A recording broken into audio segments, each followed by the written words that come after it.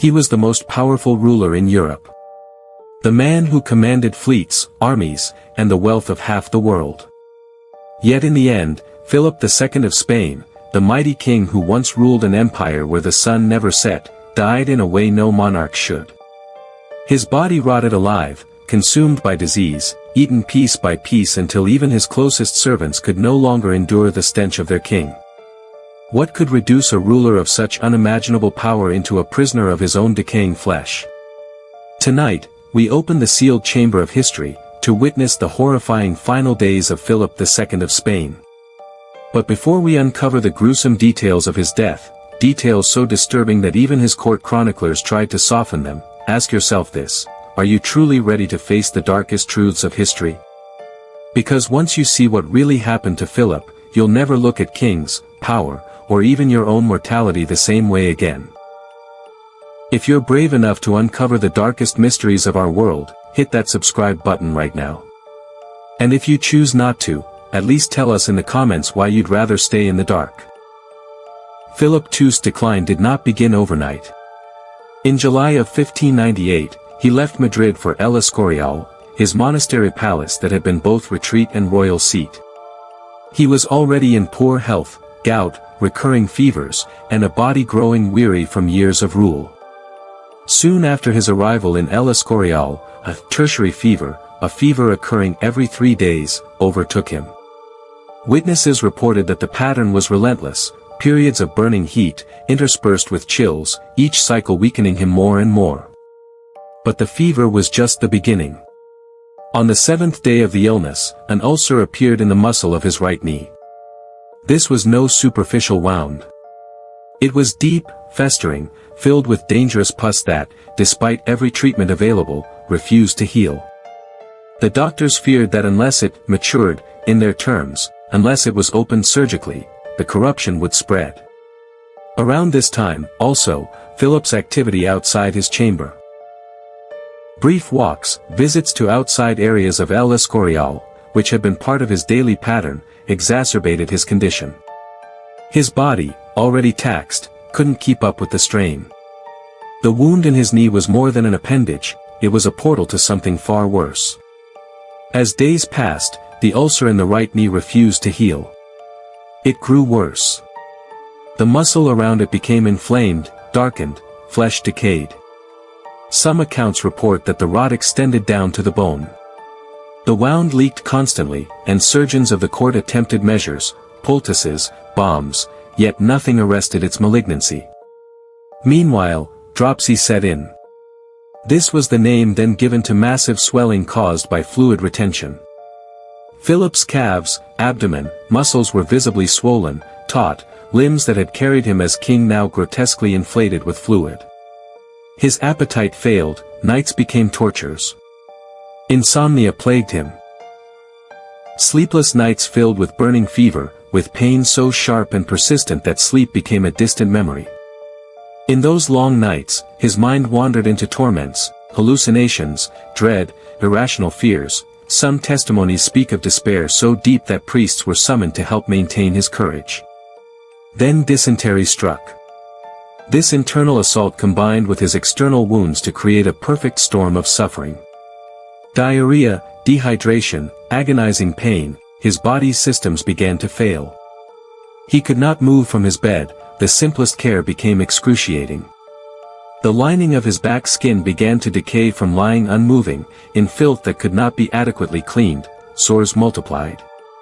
His strength drained. He grew emaciated, skin and bones, as one account put it. The flesh that remained seemed lifeless, his body collapsing under its own failure.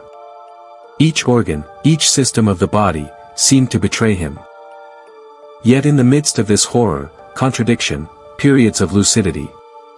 Moments when Philip would awaken, apparently in command, able to speak, to attend to affairs of state, to converse with his chaplains. These flickers of awareness, so like life, made the following deterioration all the more cruel. His medical advisors were also divided. Some believed the ulcer and its septic decay was the central cause, others pointed to his systemic collapse, fever, dysentery, dehydration, swelling, loss of mobility, as evidence that multiple diseases were combining to kill him. The understanding of infection and systemic disease was rudimentary. Doctors used treatments that sounded poetic, even religious in their framing, but medically insufficient. Rumors circulated: poison, divine wrath, natural weakness of age. Some saw his suffering as a testament to his faith, that even in decay, Philip II maintained his belief, his piety.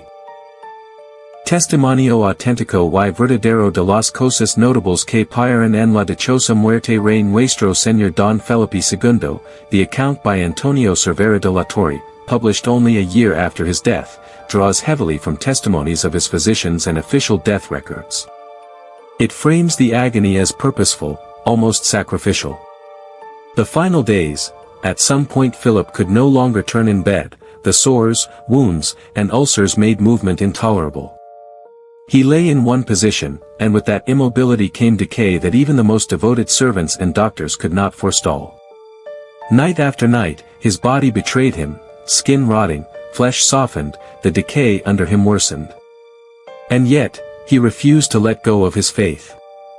He insisted on receiving communion. He gazed upon the crucifix in his later hours, embraced relics, spoke to those around him, as if to remind them, and himself, that spiritual death had not yet claimed him even as the body withered. By the final weeks of 1598, Philip II was no longer a king commanding the vast Spanish Empire. He was a prisoner inside a decaying body, racked by fever, ulcers, and unrelenting pain. But what truly killed him? Historians and physicians have wrestled with this question for centuries, and the theories are as disturbing as they are revealing. The most widely accepted explanation is infection, sepsis. The ulcer on his leg, swollen and unhealed, likely allowed bacteria to spread through his bloodstream.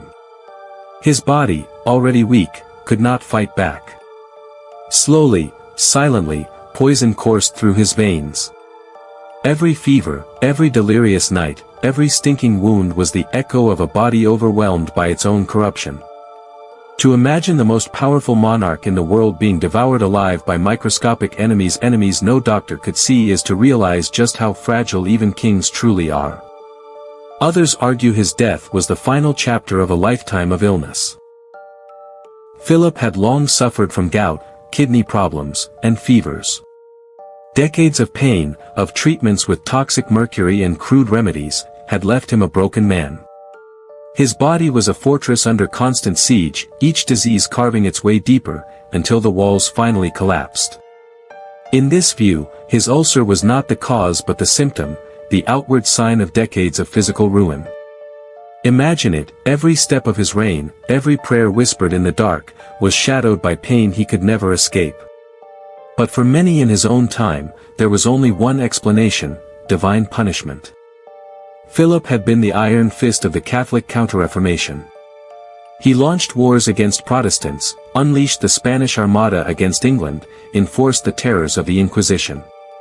Blood flowed because of his policies, thousands burned, exiled, or executed.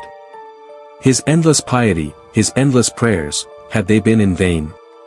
To his subjects, the sight of their king, his body rotting, his stench filling the monastery halls, was proof that God himself had struck him down.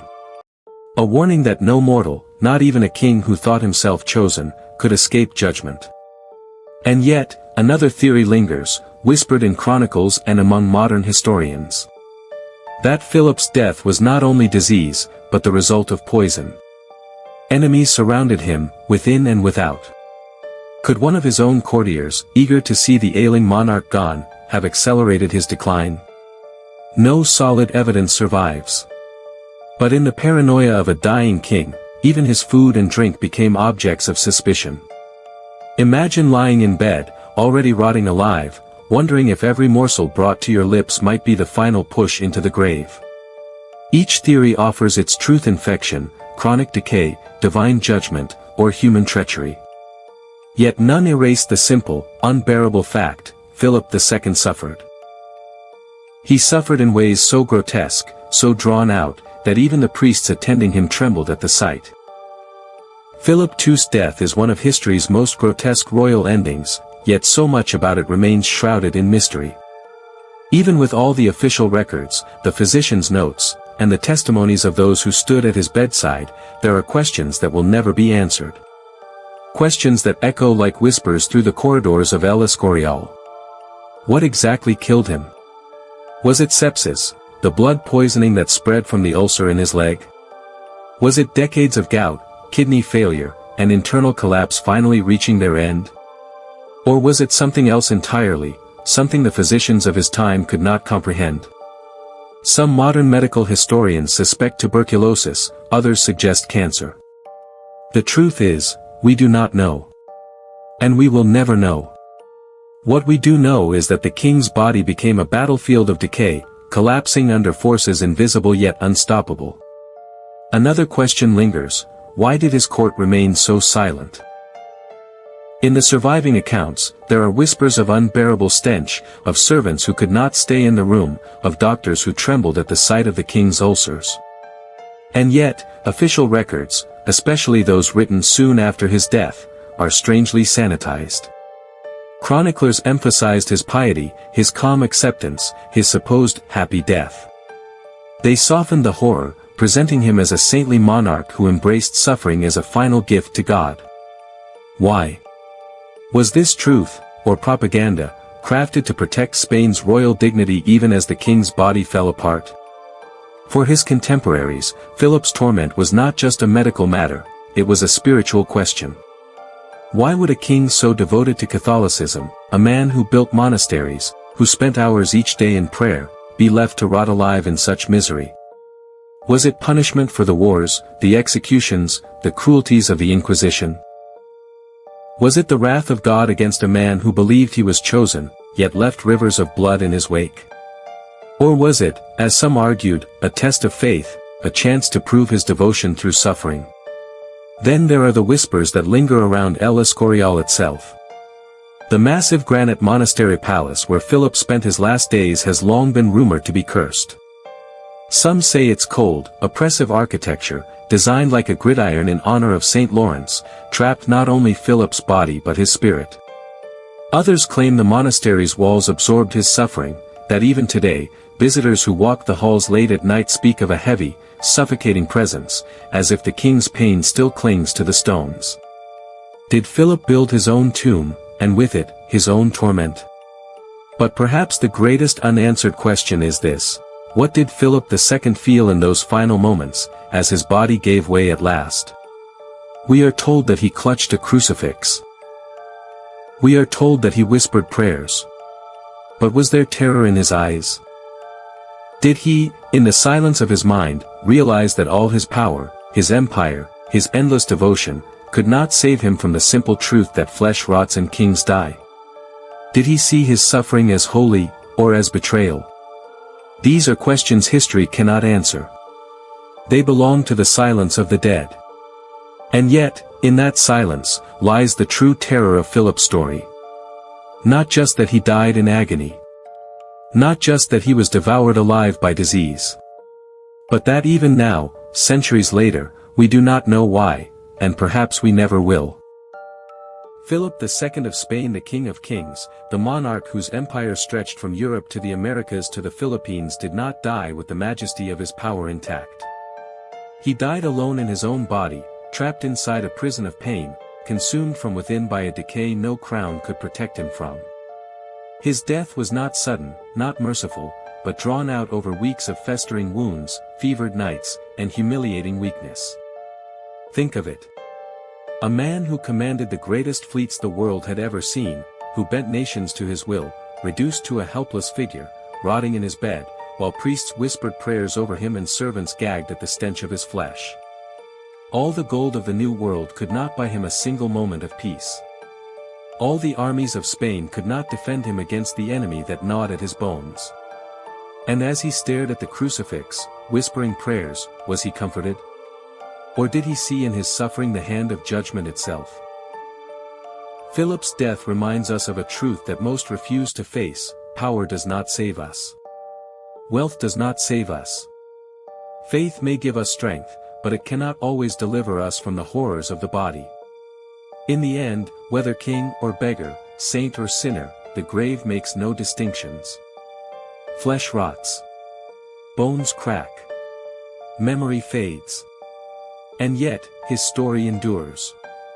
Not because he was powerful, but because he suffered. Because his end forces us to confront a terror most of us bury deep, that death is not always swift, and not always kind. Sometimes it is cruel. Sometimes it is slow.